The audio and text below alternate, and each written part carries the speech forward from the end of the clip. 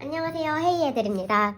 저번 시간에 이어서 호주 영주권 없이 집 사기 세 번째 영상을 찍어보도록 하겠습니다. 우선 첫 번째는 이제 어떤 종류의 집을 살 것인지, 그리고 두 번째 어디 지역에 살 것인지, 그리고 세 번째는 버짓이 어느 정도 되는지, 그리고 가장 중요한 영주권 없이 살 때 세금은 얼마나 드는지에 대해서 알아봤습니다. 이게 이제 궁금하신 분들은 위에 링크 걸어놨으니까 위에 영상에서 보시면 되고요. 두 번째로는 대출 받는 법, 그리고 집 알아보기, 리얼 에스테이트나 도메인에서 알아보시면 되고요. 그리고 인스펙션 하기, 인스펙션에서 어떤 걸 봐야 하지? 라는 체크리스트도 함께 설명드렸고요. 그리고 네 번째는 집 오퍼하기. 이 집 오퍼하기도 역시 가장 중요한 꿀팁을 마구마구 설명해 드렸습니다.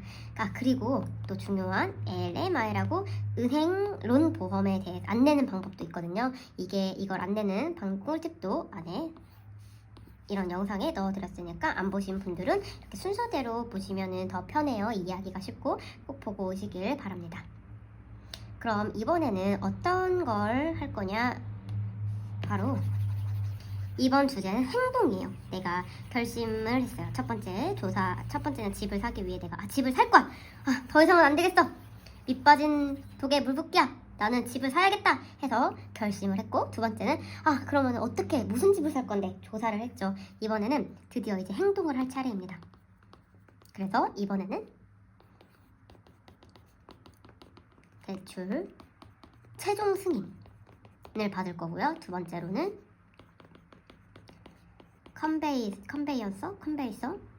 컨베이어서 고용을 할 거고요. 그리고 세 번째로는 오퍼 컨펌 후 컨트랙 사인을 할 거예요. 컨트랙 사인 중요하죠. 계약서에 사인하는 일은 항상 신중하고 중요합니다.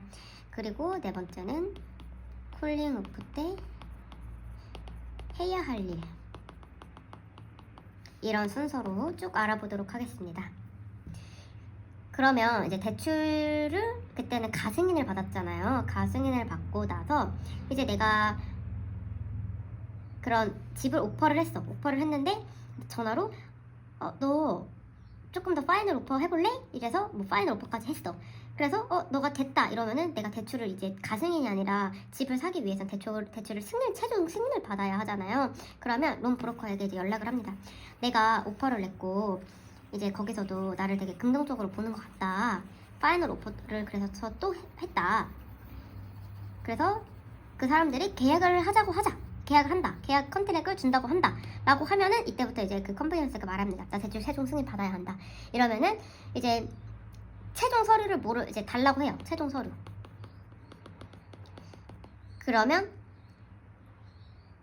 그 대략 나오는 기간은 2주 정도 걸린 것 같거든요. 근데 2주라고 말을 해주셨는데 저는 조금 더 일찍 걸린 것 같아요. 그때 사람에 따라서 좀 다른 것 같고, 확실히 가승인을 받아놓으니까 최종 승인이 되게 빨리 나오는 거예요. 근데 2주가 호주에서 2주면 정말 빠른 거거든요. 호주에 계시고 사시는 분들은 알겠지만 정말 호주가 느린 나라이기 때문에 2주 정도면 감사하다고 생각합니다. 그래서 확실히 가승인을 받으면 최종 승인이 빠르다. 그래서 이제 최종 승인은 이제 레터로 나와요. 이런 식으로 이제 서류 같은 걸로 너가 얼마를 받았고 너의 그런 레이트는 얼마다, 이런 식으로 쭉 메일로 전송이 됩니다. 그리고 이거는 좀 꿀팁인데, 대출을 최대한 많이 받는 방법이 있을까요? 제가 이제 은행도 많이 갔고 론 브로커랑 상담 후에 정보를 제가 공유를 해드리도록 하겠습니다. 우선 대출을 많이 최대한 받기 위해서 하는 방법들이 있어요. 첫 번째는 신용카드를 쓰지 마세요. 신용카드를 쓰게 되면은 이 사람의 소비 패턴이 이렇게 원만하지 않고 이렇게 될 수가 있잖아요. 뭐 이날 많이 쓸 수도 있고 이날 많이 쓸 수도 있고 이런 식으로. 그렇기 때문에 이 은행에서는 돈을 얘한테 빌려줄 때 얘가 이 신용카드로 돈을 많이 쓸 수 있는 잠재력이 있구나라고 생각을 해서 신용카드가 있으면은 이 대출을 최대한 많이 안 해준다고 합니다. 또 두 번째는 이제 각종 넷플릭스나 유튜브나 뭐 이런 월별로 지출되는 것들 있잖아요. 그런 걸 안 하는 게 좋아요. 이게 론을 할 때 내가 얼마 정도를 한 달에 쓰는지를 제출을 하는 게 있더라고요, 보니까. 그래서 그거를 기반으로 얘는 한 달에 얼마 정도를 쓰니까 한 얘는 얼마 정도를 갚을 수 있겠다라고 은행에서 계산을 해주는 것 같아요. 그렇기 때문에 이런 금액은 월마다 나가는 지속적인 지출을 보기 때문에 권장하지 않습니다. 한 요 정도? 실질적으로 한 이 정도밖에 없는 것 같아요. 대출을 최대한 많이 받기 위해서는. 그래도 이 정도라도 한번 노력을 해보시는 거를 추천드립니다. 그리고 두 번째, 이제 대출이 아마 기다리면은 대출 최종 승인이 나오실 거예요. 그리고 서류를 한 장 받고요. 그 이후에는 뭐가 없습니다. 그리고 두 번째는 컨베이서 고용을 합니다. 저도 이번에 영주권 없이 집을 사면서 알게 된 사실인데요. 이 대출 최종 승인을 신청을 하고 동시에 해야 돼요. 이게 바로 컨베이어서 이제 고용인데, 인터넷에서 뭐 검색해가지고서는 고용을 하시는 분들도 있고, 그리고 대부분은 이제 론 브로커가 소개를 시켜주기도 합니다. 그래서 컨베이어서가 하는 일은 바로 서류가 법적으로 문제가 있는지 없는지 체크를 해주는 거예요. 왜 우리가 비자 할 때 비자 법이나 이런 걸 잘 몰라서 법무사에게 일을 맡기죠. 그래서 법무사에게 맡기는 듯이 우리가 이제 집의 법도 모르고 뭐 에이전시 법도 모르고 이러니까 이 컨베이언서를 고용을 해서 이런 모든 걸 체크해주는 사람이라고 생각하면 됩니다. 이 컨베이서나 또 솔리시터에게 맡기면 되고요. 그리고 대부분 금액은 약 2,000불부터 시작하는 것 같아요. 근데 변호사도 고용하시는 분들이 있던데 변호사는 당연히 더 비싸겠죠. 그래서 저는 현실적으로 컨베이서를 고용했습니다. 그리고 이 컨베이서 그러면 이 고용 시기를 언제 해야 되나라고 좀 헷갈리더라고요. 그래서 제 개인적인 생각으로는 이게 정말 마음에 드는 집이 있으면 그때 이제 오퍼를 하고 나서 에이전시에서 파이널 오퍼도 다 하고 에이전시에서 연락이 와서 컨트랙 여기가 오퍼죠.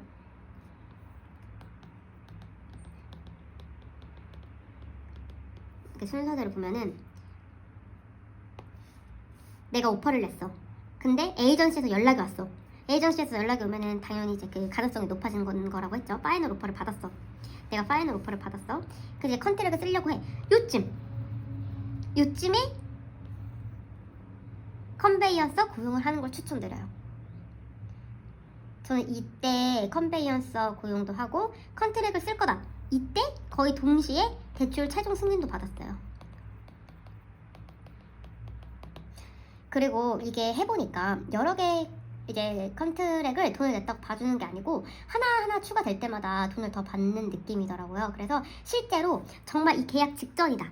내가 이 집을 정말 계약하기 직전이야. 그리고 가장 좋은 건 컨트랙을 내가 여기에 받았어.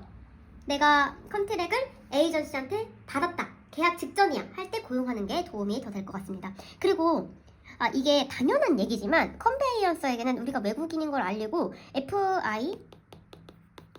FIRB 서류를 당연히 제출을 해야 합니다. 법적으로. 이렇게 고용을 했으면 이게 생각보다 좀 헷갈리는데 쉬워요. 되게. 대출 승인, 최종 승인 받고 컨베이언서 고용하면 그분이 이제 알아서 해주십니다. 그냥 기다리시기만 하면 돼요. 그리고 세 번째는 드디어 내 오퍼가 컨펌이 됐어요. 너무 기쁘죠?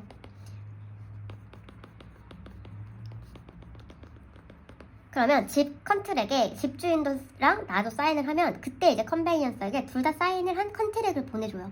그러면 이 문서가 법적으로 정말 잘 돼 있는지 꼼꼼하게 봐주는 거를 법적 문서를 이제 컨베이언서가 봐줍니다. 나도 사인을 하고 집주인도 사인을 한 서류를 보내줘요. 컨베이언서한테. 나 이렇게 사인했다. 이거 맞냐? 괜찮냐? 라고 할 때 이제 괜찮다고 연락을 주고 이때쯤이면은 대부분 대출 최종 승인도 나요. 거의 두 가지 일이 동시에 이렇게 진행이 되죠. 그래서 사실 이때가 좀 제일 정신이 없고 괜히 심적으로 바쁜 것 같아요. 그리고 이게 만약에 끝났으면은 은행, 에이전시,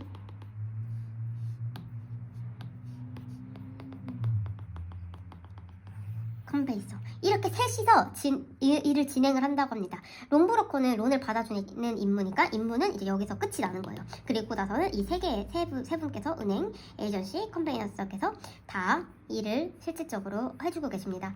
그리고 컨트랙을 사인함과 동시에 법적으로 SA 기준으로 쿨링 오프 기간은 비즈니스 데이 기준으로 이틀이에요. 이게 무슨 말이냐, 비즈니스 데이가. 예를 들면 금요일에 내가 컨트랙을 썼어. 그러면 토요일, 일요일은 쉬는 날이잖아요. 그러니까 토요일, 일요일을 제외하고 월, 화, 화요일까지가 쿨링 오프 기간이라고 생각하시면 됩니다. 그런데 이 쿨링 오프가 상당히 중요해요.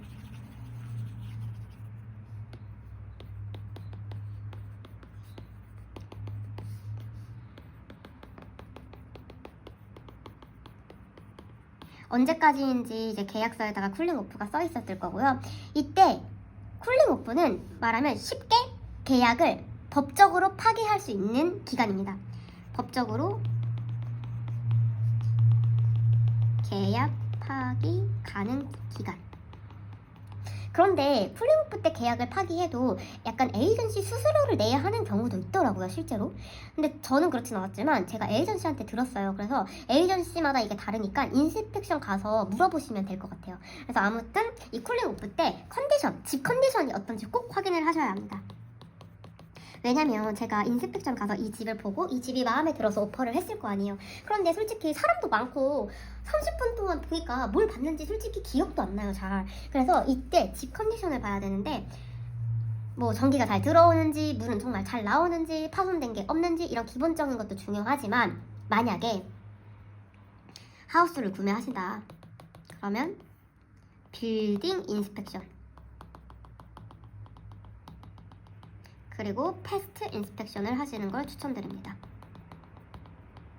빌딩 인스펙션 같은 경우는 이 집이 잘 지어진 집인지 봐주는 거예요. 그래서 호주는 요즘 집을 이제 나무로 짓는 경우도 많고 또 2층 집이 많아요. 그래서 이게 무너지지는 않을지 이런 거를 봐주시고요. 그리고 이 패스트, 벌레, 해충이 있는지 꼭 봐야 합니다. 왜냐하면 개미들이 나무를 다 갉아먹어서 집이 무너지는 경우도 되게 많다고 해요, 호주에는.